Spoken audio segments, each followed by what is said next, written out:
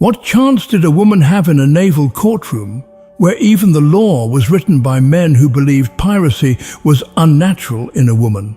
The answer, as history coldly reveals, was almost none. Captured female pirates were rarely offered mercy. In the 17th and 18th centuries, the so-called Golden Age of piracy, British Admiralty Courts showed little tolerance for piracy of any kind, but female defendants were seen as doubly transgressive. They had violated not only imperial law, but gender norms deeply embedded in the social order. Trials took place in makeshift naval tribunals, often held in colonies like Jamaica or New Providence. These courts operated without juries, and the outcomes were typically predetermined.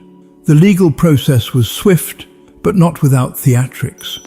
Testimonies were gathered from ship captains, naval officers, and at times frightened sailors who feared their own association with piracy. The accused had few legal rights. Anne Bonny and Mary Read, two of the most notorious female pirates in history, stood trial in 1720 in Spanish Town, Jamaica. According to the official court transcript, when Bonny was condemned to death, she retorted bitterly to her lover, Calico Jack, "If you had fought like a man, you need not have been hanged like a dog." Their defense? Pregnancy. Known as pleading the belly, it was one of the few legal protections afforded to women. In Bonny and Read's case, it worked, temporarily, but most female pirates did not share their luck. Many faced their verdicts in silence, knowing the court had already judged them guilty long before they ever spoke. Hanged at execution dock for piracy. The river rolled silently past Wapping, but the cries of the crowd shattered the morning calm. Here, at London's infamous execution dock, countless pirates, men and women, met their end, dangling from the gallows just above the murky waters of the Thames. It was here that the British Empire made a gruesome example of piracy, and female pirates, though rare, were no exception. Under British maritime law, piracy was a capital crime. The Piracy Act of 1698, passed under King William III, made clear that all and every person so offending shall suffer pains of death. Unlike land-based executions, these hangings were carried out by the Admiralty, and the chosen site, execution dock, served as a symbol. Pirates would die with the tide that had once given them freedom. Women found guilty of piracy were sentenced with the same finality as men. The executions followed a cruel ritual.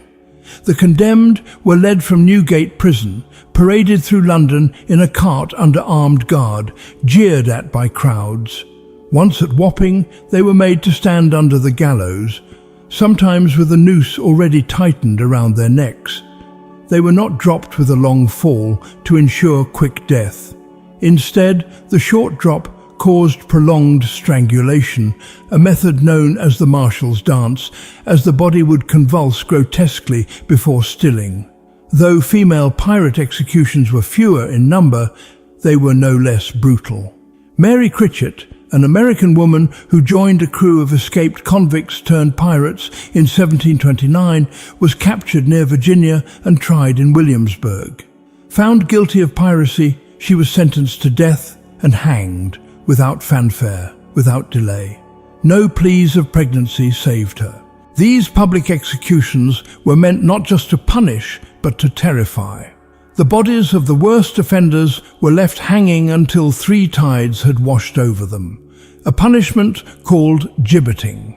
While this was more common for male pirates, the very threat was a message to all. Piracy would not be forgiven, regardless of gender. In the shadow of the gallows, female pirates were reduced from legends to lessons, examples sacrificed to uphold empire and order. Flogged in front of crowds. Before the rope, many female pirates felt the whip. Flogging, an ancient and excruciating punishment, was frequently used by naval authorities and colonial governors to inflict public humiliation and physical agony on captured pirates. For women, this punishment carried an added layer of spectacle. Their bodies became instruments of warning, and the crowds were expected to learn through their suffering. Flogging was typically administered with the cat-o'-nine tails, a brutal whip of knotted cords capable of tearing flesh with each strike. Sentences could range from a dozen lashes to over 100, depending on the severity of the offence and the decision of the court. The punishment was carried out publicly, often on the docks or outside the prison gates, where townspeople, including women and children, would gather to witness the spectacle. In 1720, Anne Bonny and Mary Critchett, after their capture by Jamaican authorities, were reportedly kept in deplorable conditions and subjected to harsh treatment even before their trial. Though there's no direct record of flogging being used on them during imprisonment, female pirates in other colonies, such as those captured off the coast of the American colonies or the West Indies, were routinely flogged as part of their sentencing or to force confessions. For naval authorities, the flogging of female pirates served two purposes: deterrence and degradation. Women who had dared to lead or fight aboard ships were brought low before the public eye, their blood mingling with salt air and cobblestones. These punishments were not just about justice, they were about control, and the spectacle of pain ensured the message reached far beyond the gallows.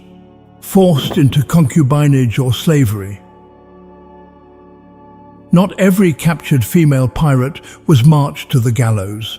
In some cases, particularly in colonial ports of the Caribbean, West Africa, and the Americas, women were not executed, but instead forced into lives of concubinage, coerced labor, or slavery.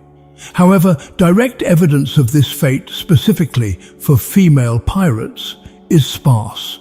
Historians acknowledge that while piracy was a male-dominated domain, women involved in piracy could meet a wide range of ends, depending on their nationality, race, class, and the discretion of colonial authorities. In the Spanish and Portuguese colonies, where the lines between piracy, privateering, and slavery often blurred, captured women aboard pirate ships, especially those of African or indigenous descent, were sometimes sold into bondage, regardless of their status as crew members or captives. Archival records from Portobelo and Cartagena during the late 17th century describe women taken from pirate ships and processed as spoils of war. Moreover, black and mixed-race women found aboard vessels were frequently assumed to be enslaved.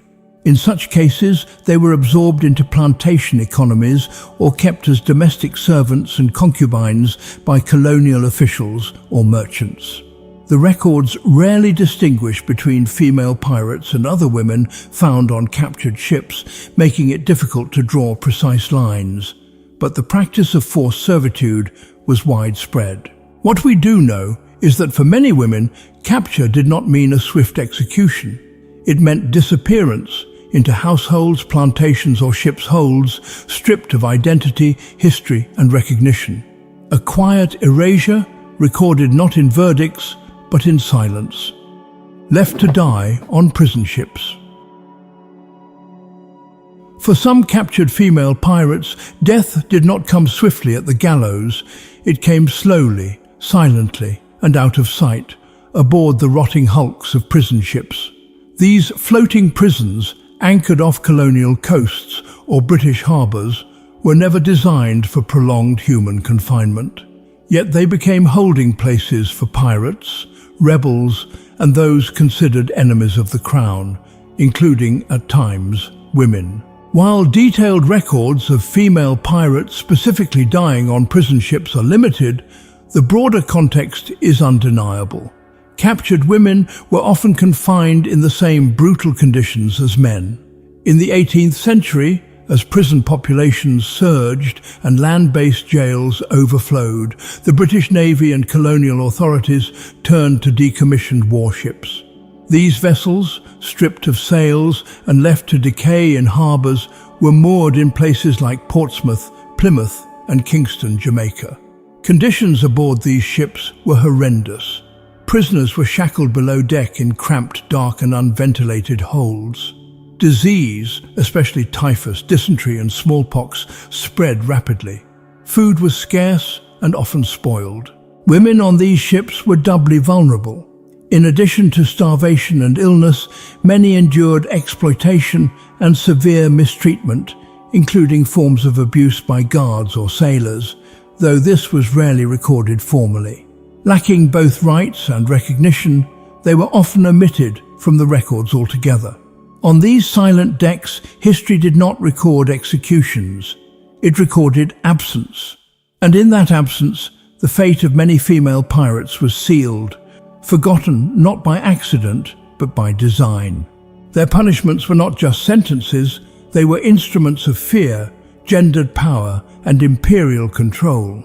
The fate of female pirates revealed how deeply the maritime world feared women who defied it.